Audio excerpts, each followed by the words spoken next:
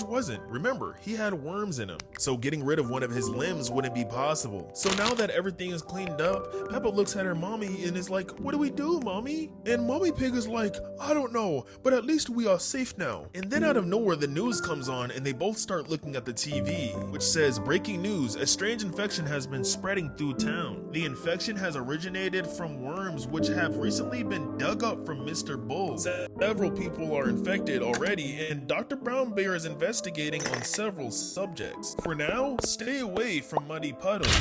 That's when the broadcast ends, and Peppa looks back at her mom with no clue on what they're gonna do now. But her mom seems determined and says, we must go help our friends. Pulls out her weapon and says, let's go. Then when she goes outside, there's a lot going on. It's daytime, but it seems like it's night because there's so much bombs going off. So there's clearly a whole war zone going on outside. So Mama Pig is like, stay close, Peppa. And she's like, this is awful. And that's when a stage 4 infected pulls up and gets shot down immediately by Mommy Pig. And Peppa seems really sad that she lost one of her friends. And her mom reassures her that, I'm sorry, Peppa, but you're the only thing I have left. And I'm not about to lose you. And that's when out of nowhere, Peppa Pig's mom gets a call, and believe it or not, it's Miss Rabbit who's asking if she's still alive, because it turns out she's looking for as many survivors as she can, and she wants them all to go to her house in the Burrow Underground where it's safe. And Mommy Pig is like, we're on our way, Miss Rabbit. Let's go, Peppa, for Daddy Pig and George.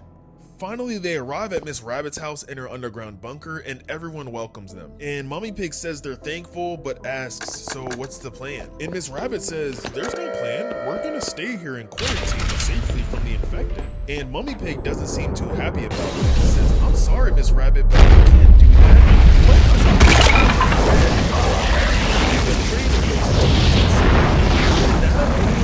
Pig interrupts the subject and says, Miss Rabbit, is Susie Sheep here? And that's when she's told, sorry, the sheeps haven't even shown up yet, and we can't even get a hold of them. And Peppa gets really upset about this, and rightfully so, because Susie's one of her best friends, and I can't imagine how she's gonna feel if something actually happened to them. So after everything Mommy Pig has been through today, she tells Miss Rabbit, I'm sorry, but I'm gonna have to save my friends. And that's when she's told, you're gonna get yourself killed out there. And she says, which is why Peppa's gonna stay here, and I'm gonna go save the sheeps. And in the next scene, she's in the car and on her way to the sheep's house. And when she finally arrives at Miss Sheep's house, she knocks on the door, yells her name, but doesn't get a response. So she ends up going inside and says, Miss Sheep? And then there, she runs into Miss Sheep in the kitchen, who's clearly been feasting on Mr. Giraffe's body. Most likely the poor giraffe came to check up on her and didn't make it. But anyways, Mommy Pig looks at her in her eyes and says, looks like there's only one thing to do. And before she can even shoot, she gets completely blitzed, and the monstrous Miss Sheep lunges on top of her, screeching out loud, and then out of nowhere gets shot in the head by someone other than Miss Pig. And from the window, it's actually Miss Rabbit. And Miss Rabbit comes in and says, wow, I haven't made a shot like that since I was in the military. And Mommy Pig is like, but what are you girls doing here? And Miss Rabbit basically tells her that she was right and they should be helping instead of hiding. And then Mommy Pig says you shouldn't have brought in Peppa, but Peppa says, no, I want to save Susie, who ends up coming out of nowhere but is infected. And right when Peppa says, oh, don't worry, Susie, I'll give you a band-aid so it doesn't hurt anymore, Peppa's mom just straight up cuts her arm off and says, I'm sorry, Susie. And that's when Peppa Pig starts oinking and laughing and saying, we have matching arms now, look, which is definitely something that would happen in Peppa Pig, if I'm not gonna lie. But anyways, to continue, they all get into a car and start heading somewhere, which is actually the hospital where Dr. Brown Bear is and his patients. And when he asks what they're doing here, they basically tell him that they're in charge of all the survivors and want to know any information that he's found so far. And he doesn't really trust anybody, but since Miss Rabbit has helped him in the past, he gives them a pass. One thing to know about Miss Rabbit is that she's basically worked every job in Peppa Pig. But anyways, going forward, Mr. Brown tells them that almost under half the town is infected, and the government is considering quarantining the whole town because they don't want it to get out to the whole world. They also found out that the origin of this infection are from underground worms that Mr. Bull dug up. And when they asked, where is Mr. Bull since he's patient 0 and the first infected, they said they don't know. but he's spreading the virus around to everyone. And they currently are trying to work on a cure, but the problem is they need a blood sample from patient 0, which is Mr. Bull. And that's when Mummy Pig says, you can trust us for that. We're gonna beat this infection. Don't you worry. And then they leave the hospital and go back to the hideout where they tell Peppa and Susie to stay while they go find Mr. Bull. And this is a part where you start face palming yourself and start to get really worried because ain't no way. So after Miss Rabbit and Mummy Pig leave, the kids start coming over to Peppa Pig and Susie and say, I want to go get my teddy, I left it at home, and plan to go on a secret mission to retrieve the teddy bear and take one of the cars because the police are out and worried about the infected so they won't get caught. And even though that's a smart idea, it's still a dumb one. So all the kids go outside, and as you can see, it's dark time and they're screaming, let's go! Look, it's parked down the hill! And they all squeeze and get into the car, and the wolf is like, I think I can handle driving. And eventually he does start driving down the road, and that's when they run into some infected. It's Mr. Fox, and they start saying things like, is he eating a rat? Everyone careful, run him over. I don't think he saw us. And Peppa Pig starts to think, this is awful. But Susie reassures her, don't worry Peppa, Mommy's looking for a cure in Mr. Bull. And luckily, they all get to the house in one piece, and they start to go upstairs where Teddy's at. And they actually do get Teddy. But then they start hearing sniffing from downstairs, loudly. And Susie's like, Peppa? I think someone's in the house. And he can sniff us. And it's Mr. Fox. Meanwhile, while Mommy and Mrs. Rabbit are looking for Mr. Bull, they decide to go to his house, but also have to stay alert because there's infected all around town. And then eventually they finally arrived there on foot and probably didn't take the car because they didn't want to alert any infected and have them follow them there. And that's when out of nowhere they hear a loud scream from outside, and it's Susie Cow saying, help me please, I'm in pain, and immediately gets shot down by Peppa Pig's mom and says, not for long. Then Miss Rabbit says, Mr. Bull probably got her, let's go. Then immediately when they get inside, they see things they don't want to see, and eventually hear groaning from upstairs and say, that's him, and go upstairs into the attic. Eventually when they get up there, they start the stairs, and that's when they get out, the worms are everywhere. This was clearly written by Mr. Bull. And then out of nowhere, they hear a noise and see something eventually poking from outside of the closet. Now immediately, both of them get scared because this is an infected that they've never seen before or encountered, as he's on a different level of stages. So Mummy Pig says, turn off the lights and hide. And Mr. Pig comes out the closet groaning super loud and huge. And as they're hiding, Miss Rabbit whispers to Mummy Pig saying, Mummy Pig, let's go. No, I need its blood. And that's when Mummy Pig shoots at him, but she actually misses, making him angry. So Miss Rabbit jumps in front of her and tells her to run. And she doesn't really trust her at first, but says, dang it, I was in the military, get out of here. And all she hears is screams as she's walking away from a distance and says, I'm sorry. Back at the house where the kids are, Mr. Fox is downstairs sniffing them out and will eventually be upstairs to devour them all. So they're all panicking, asking Peppa, what do we do? He's gonna find us. Now who knows why these kids would put their life in danger for a teddy bear? And I don't agree with spankings or whoopings, but this might be the perfect time for it to shine. And that's when Peppa says, everyone get under the bed. And of course they all can't fit under there, and that's when Zoe the zebra takes out a gun and they all prepare for his entrance. And when he comes in, they all start screaming and they yell for Zoe to shoot him as he starts mauling their friend. She's like, but it's Freddy. And they're like, for God's sake, just shoot him. And they ask Pedro if he's okay, and he's just like, I'm just a little shaken up. And they all decide, let's get out of here. And as everyone leaves the room, Pedro's the last one to leave. And meanwhile downstairs, they're talking to each other, asking, where should they go? Should they go back to the shelter? And one of them's like, no, we need to go leave town to ask for more help. And that's when someone's like, wait, where's Pedro? And all they hear is, I'm right here.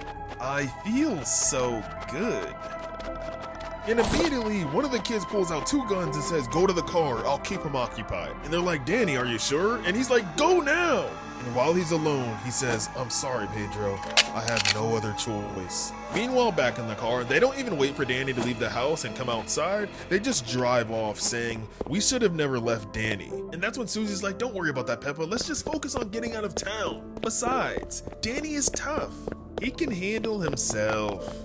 Oh, he got handled all right. And this is when things even get worse, because as they're leaving the town, they find out that the government put signs all outside the town saying that this town is now quarantined and no one can leave. And now they don't know what to do until out of nowhere they hear groaning, and it's Mr. Bull running right towards them. And he bites off one of their heads and they're all screaming, "No!" And before he can bite off Peppa's head, someone says, "Not my daughter," and he gets shot in the foot but flees before anything else can happen. And that's when Mummy Pig asks what the heck they're doing out here, and before she can get the full story, someone points out that they finally have a sample of Mr. Bull's blood, and they all leave after saying goodbye to poor little Richard. When they're all in the car, the plan is to get the blood samples to Mr. Brown. But when they arrive, something's off and there's blood all over the ground, so she tells the girls to stay very close. And when they get inside, the place looks completely run down and almost abandoned. And there you see Pedro, who's infected, is eating Mr. Brown. And right before he feasts on everyone else there, Peppa Pig is told to run away with the samples. And Peppa's like, but Mama Pig is not playing no games anymore. So she yells at her and tells her to go now. And when they all leave, she says, "I don't think so, you little shh." Meanwhile, while the kids are outside, they're all confused on what they should do now because the infected could be anywhere, and then out of nowhere, Miss Rabbit pulls up saying, "Peppa," and then she gets told that Mr. Bull is dead, and eventually tells them that we don't have time for any of this, we need to get out of here now. And while they're in the car, they're asking Miss Rabbit where they're going, and she says, "We're going back to their bunker, and we're never leaving again." And that's when Peppa starts to argue with her and saying, "No, we need to go get these samples to a doctor, and plus, I'm not leaving my mummy." You just sat here and ruined everything tonight, and you think you have a say in anything that goes on? The audacity! But moving on, Miss Rachel, something weird happens with her, and she changes a whole different color, and everyone starts to realize this and says, "Miss Rachel, is everything okay?" And there they realize Miss Rachel is gone. Then in the next part, we see a hand with a pregnancy test in their hand. Now, most likely this is Peppa Pig's mom because she is pregnant in the show, I guess? But that's all we know so far because it's just a teaser for the next part. And I also can tell that you're just gonna miss out on the next part because you're not subscribed and you're still sitting here watching this. Now, while you're down there subscribing, make sure to check out the description and make sure to comment the next video you want me to cover. God bless all. Almost a half a year later, finally got an update on the Joy Virus. An amazing world of Gumball AU you've all fell in love with. And 2 days ago, we finally got an update on this. So I'm gonna do a quick recap for those who need a refresh of the memory. It all started one day when Richard Watterson gave his son, Gumball Watterson, a big hug, and everything went wrong later that day. Gumball became very overly filled with joy and even bit Principal Brown, later causing the infection to rapidly spread across the school. School was never out that day or night. No matter if the bells rang, nobody seen their kids that day again, as not even the Elmore police could locate their whereabouts. Nicole and Richard Watterson got lucky and arrived at the school to find their daughter Anais, Alan, and Carmen surviving in the nurse's office and documenting everything about the Joy Virus, bringing us to exactly where we left off. The current time right now is 12:56 a.m. at midnight, and Anais is catching her mother up on everything that's went down. And Nicole feels very sad about this and apologizes to both these poor little kids. No one deserves to go through this. I promise everything will be okay. We just have to figure out how to stop all this. Yeah, like what your mom said. As you can see, Nicole is blaming all of this on Richard, and sadly, he's blaming himself too. And that's when Anais approaches her mom and basically says, "How are we gonna leave right now? We should be helping other people, not looking for an exit. Shouldn't we be helping?" And her mom's like, "Anais, are you crazy? That's the last thing we should be thinking about right now. We need to get out of here. Plus, I can't afford anyone else getting hurt right now." But she asks her mom again, "Please, what if Darwin's out there?" And that ends up convincing her mom to go help.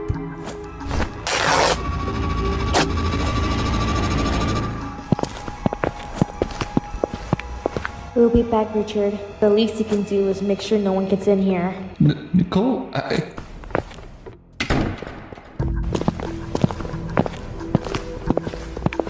Now, the good news is they did end up finding the exit safely, but the bad news is they can't leave from the inside, and it turns out the only way to leave the building is for someone to hold the door open from the outside. So unfortunately now they're gonna have to find another exit, and while they're doing so, Nicole's thinking about how Richard started all this, and she's really upset about this, super angry and confused. And as that's happening, Anais goes into her locker and equips herself with a new weapon.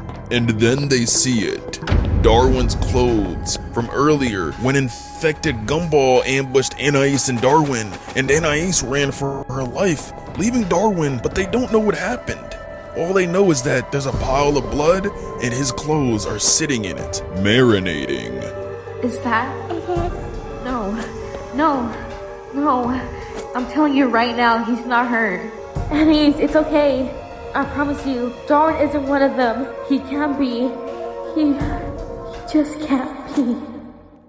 Meanwhile, while they're mourning Gumball's possible death, in the boys' bathroom we see the hot dog guy and Pants Bully, who seem to be trying to find a new exit by escaping the school through the window. And the hot dog guy can't seem to get it open, so the Pants Bully has to intervene, and using his screwdriver, he tries opening up the window standing on his shoulders, and doesn't seem to stop talking, which may have attracted some unwanted attention. And as more and more the door creaks open, Hot Dog Guy is trying to tell him to keep it down, but it doesn't seem to be working. And whatever it is that comes in the bathroom scares Hot Dog Guy so much that he dropped Pants Bully and went into a straight panic. And right as Bully says, "What? Why did you?" he notices something's bothering Hot Dog Man and soon figures out why.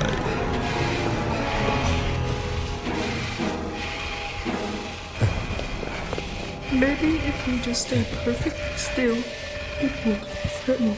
Are you insane? It's right there, right in front of us.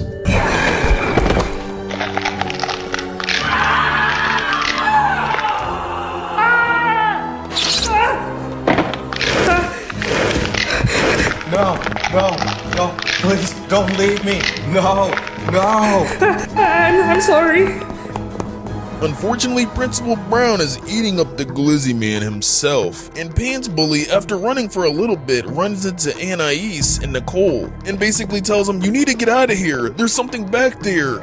And before he can start running for his life again, Nicole grabs him and says, "You can't run these halls alone." And seconds later, something arrives, and before he can turn the corner and emerge from the shadows, Pants Bully frantically breaks free from Nicole's grip, making a run for it. And oddly but bravely enough, Anais faces the conflict, standing ready for its arrival.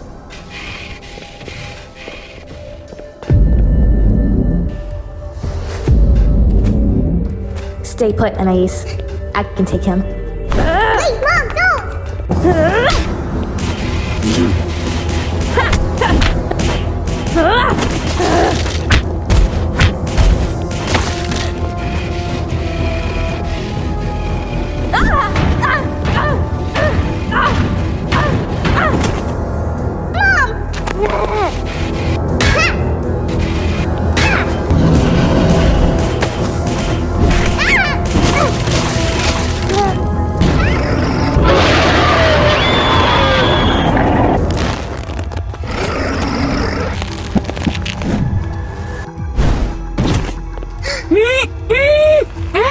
Gary, no!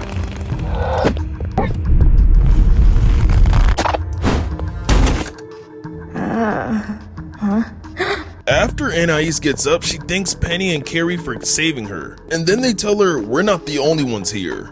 And she looks past them and sees her mom hugging Darwin.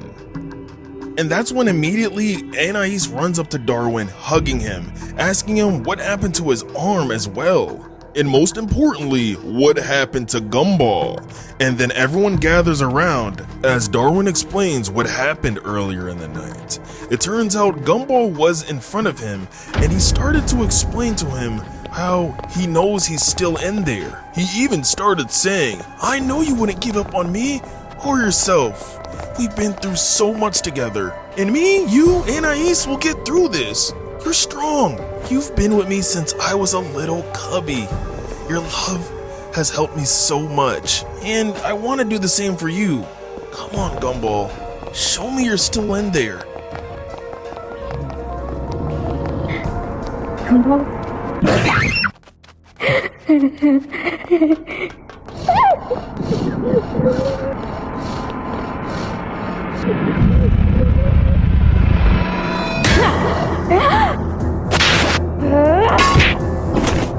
You two go.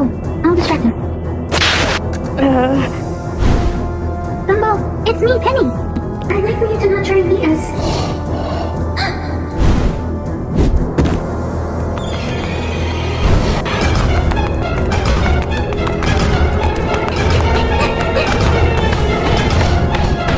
Guys, he's on to us. Over there. Penny! Quickly, inside here!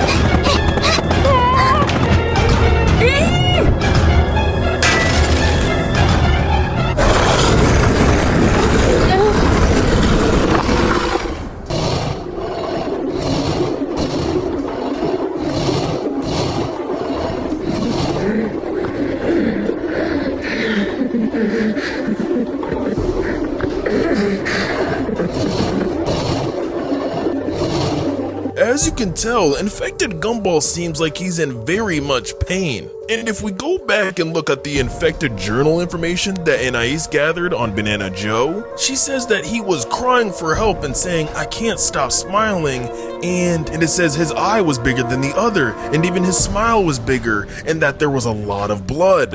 And the creator even revealed that he is transforming. Back in the classroom where it's safe, Penny and Carrie are recollecting themselves. And then they look at Darwin, who they remember is wounded. And as he's panicking, sweating, the infection is starting to spread. And he doesn't want to believe that he's infected, so Carrie, looking at him and getting a good look, looks back at Penny for the knife, because she's going to amputate his arm. And before she cuts it, she assures him this is the only way. And before she does it, Penny tries talking her out of it, but she says, you don't understand, Penny. We're gonna be trapped inside this room and he's gonna be infected at any second. We have to do this. And of course, Darwin is still hesitant to do this. And he says he can't even get through Gumball, so how is he gonna get through this? But Carrie tells him straight up, do you want to end up like Gumball, going around and infecting people? And as Darwin thinks about what harm he could do to everyone, she tells him, I know it's hard, but this is the only way. Plus, you wouldn't be able to forgive yourself after all said and done. And then finally Darwin says, you're right, just do it before I lose control. And that's when Carrie tells Penny to hold him down.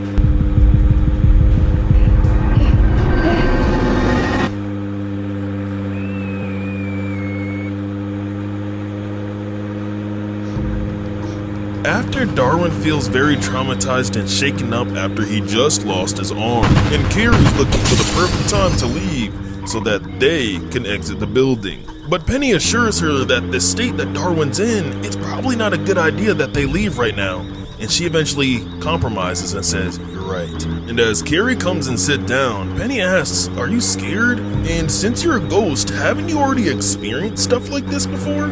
And she tells him, this is not like The Walking Dead, it's real life, it's different. I've experienced horrifying things, but not like this. Now, what's interesting to me is I don't think Carrie can get infected. She is a ghost, so she can go into other people's bodies and avoid being hit because she can go intangible. And she does this a lot in the show, showing off her ghostly powers, and I don't think that she can be infected, but she probably is still traumatized because at the end of the day, she is just a high schooler. Now, Penny starts to worry about her friends in the school and her family that are outside the school. What's gonna happen to them with this virus spreading around and all? And that's when Darwin steps in and says no one's gonna get hurt, stands up, locks in and says we're gonna